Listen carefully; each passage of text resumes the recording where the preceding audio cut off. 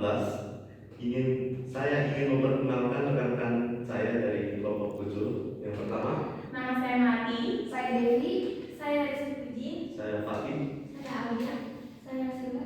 Saya Rosa. Saya Alida.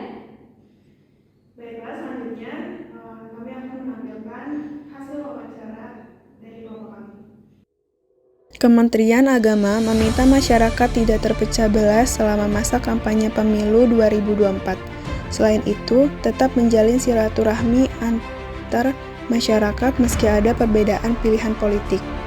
Ketua Umum Ahlus Sunnah wal Jamaah Nahdlatul Ulama, Kyai Haji Misbahul Munir menghimbau umat Islam tidak perlu bermusuhan karena berbeda pilihan dalam Pilpres.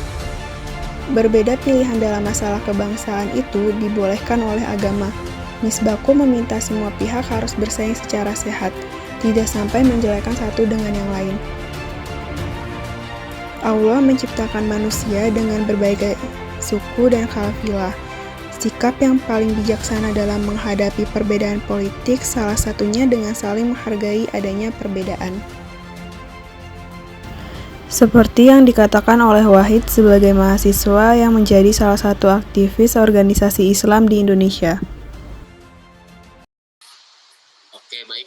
Terima kasih Puji. Untuk pandangan dari sikap umat Islam sekarang tuh sebenarnya masih dalam tahap yang normal-normal saja, tidak yang terlalu ke sekuler banget, nggak terlalu liberal banget, tapi ada di tengah-tengah netral. Tapi untuk mewujudkan keadilan dan kesejahteraan itu ya tentu dari kesadaran dari umat Islam itu sendiri gitu loh. Apalagi dari yang sebagai ulama harus bisa mencontohkan nilai-nilai yang baik yang dibawakan untuk agama itu sendiri, karena ulama itu sendiri kan punya peran penting dari jamaahnya itu sendiri. Jamaah akan ikut kepada dia karena apa yang diucapkan dia gitu loh. Jangan saling memaki, jangan saling menghina, jangan saling merendahkan, itu bisa menciptakan keadilan dan kesejahteraan masyarakat. Mungkin itu. Pada tahun 2024 mendatang, negara Republik Indonesia dalam pemilihan umum seluruh umat beragama terlibat dalam politik Indonesia. Seperti yang kita tahu, pemilihan umum termasuk pada pola demokrasi dari sikap bela negara. Keuntungan tentunya sangat diperhatikan oleh seluruh masyarakat dengan bertujuan untuk kesatuan persatuan Indonesia yang menjadi lebih terbuka dan fleksibel. Dengan sikap bela negara tersebut perlu dilihat dari berbagai sudut pandang, walaupun tidak semua yang menjadi calon pemilihan umat beragama Islam tentunya sangat menjadi pusat perhatian publik di sosial media. Dengan hukum yang berlaku, calon masyarakat berharap pada calon presiden dan calon wakil presiden menggunakan syariat Islam. Tentunya sangat memikat perhatian semua umat Islam yang berada di Indonesia. Seperti yang dikatakan oleh Pak Danu sebagai tokoh agama, pemuka agama di Pasar Minggu. Hari ini saya ingin bertanya kepada Bapak mengenai pandangan umat Islam terhadap Pilpres 2024 ya Pak. Sebagai tokoh agama nih Pak, bagaimana Bapak melihat peran agama dalam memberikan arahan moral dan etika politik menjelang Pilpres 2024 Pak? Baik, maaf dengan Mas siapa? Mas Fatih. Mas Fatih ya. Dari UNAS. Dari UNAS ya. Iya, ini tentang politik ini banyak sekali ya isu-isu yang ya bermacam-macam. Kami sebagai tokoh lintas agama, kita harus bisa mengasih arahan kepada para umat supaya membawa kesejukan, kedamaian. Dan waktu itu tepatnya itu Presiden RI Pak Joko Widodo mengesahkan Undang-Undang Nomor 7 Tahun 2017.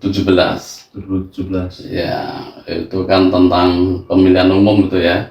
Itu harus asas yang ya luber ya, langsung umum, bebas dan rahasia. Iya. Berharap sekali semua akan menjadi baik. Tapi peran semua lintas agama ini memang diperlukan.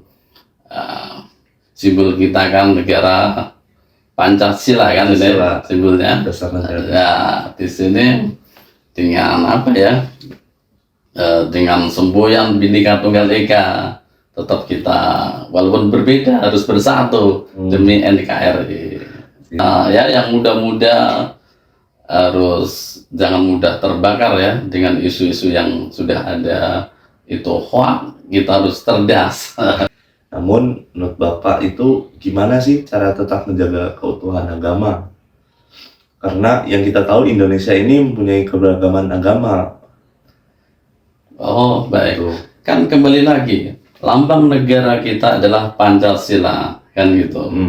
Pancasila ya, dengan semboyan Bhinneka Tunggal Ika, maka dengan perbedaan yang luas, tetapi kita harus mengedepankan persatuan, kesatuan demi negara RI Republik. Maaf. Ya, gimana kita bisa menengahi situasi kondisi agar pemilu berjalan dengan kondusif, nggak ada kericuhan, misalnya ketika si paslon A menang itu paslon B sama C itu nggak terima sehingga terjadi kontraksi antar masyarakat. Oh gitu, baik. Baik, sebagai tokoh agama kita harus bisa memberikan edukasi kepada para umatnya masing-masing ya. Dalam semua tokoh lintas agama ini harus memberikan kedamaian, ketentraman, kesejukan lagi. Jangan dengan cawapres kita, mohon maaf nih, apalagi kan undang-undang tadi udah jelas, langsung umum, bebas dan rahasia. Kita tidak boleh intervensi atau mengajak yang apalagi tidak baik. Maka dengan hadirnya semua tokoh agama, saya kira semua bangsa ini akan menjadi damai dengan adanya para tokoh-tokoh ini bersatu. Memang ada konflik itu hanya oknum aja. Oknum. Gitu ya. Iya, itu hanya oknum, maka kita. Menurut Kiai Haji Yahya Zainul Ma'arif atau Buya Yahya, seorang ulama boleh-boleh saja mendukung calon presiden tertentu jika sudah yakin dengan calon presiden tersebut dan membebaskan diri dari kepentingan pribadinya. Dengan catatan, dukungan ulama tersebut jangan disertai caci maki terhadap calon presiden lain. Buya Yahya meminta para ulama yang mendukung calon presiden tertentu di pemilu 2024 jangan sampai membuat permusuhan antar umat, sebab permusuhan antar umat karena beda pilihan calon presiden sering terjadi, apalagi di akar rumput yang fanatik terhadap calon presiden sangat kental.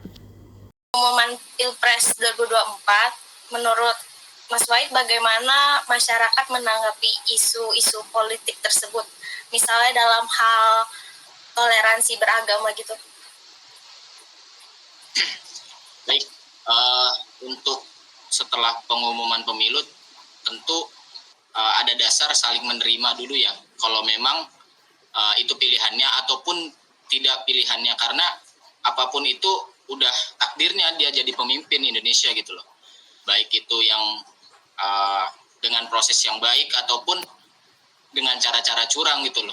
Tapi tetap kita harus yakin bahwa itu dilalui dengan pemilihan bersama. Ada keterlibatan dari masyarakat itu sendiri bahwa yang dilakukan itu benar gitu loh. Dan untuk toleransi beragama itu sendiri dalam hal politik ya tentu kita dikenal itu ada namanya moderasi beragama. Moderasi beragama itu tentu bukan kita yang bukan agama yang harus dimoderasi, tapi cara kita berpikir bahwa cara beragamanya yang harus kita perkuat gitu loh. Jadi ya harusnya santai saja gitu loh. Kalau memang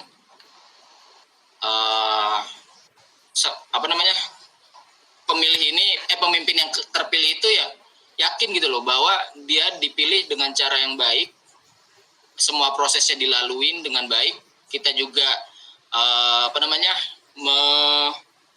menjaga biar pemilih itu tetap baik gitu loh, tidak ada proses yang curang. Sekian pemaparan dari wawancara yang kami kerjakan, dan terima kasih kepada rekan-rekan yang sudah berpartisipasi untuk menyelesaikan tugas dari mata kuliah. Kami dari kelompok 7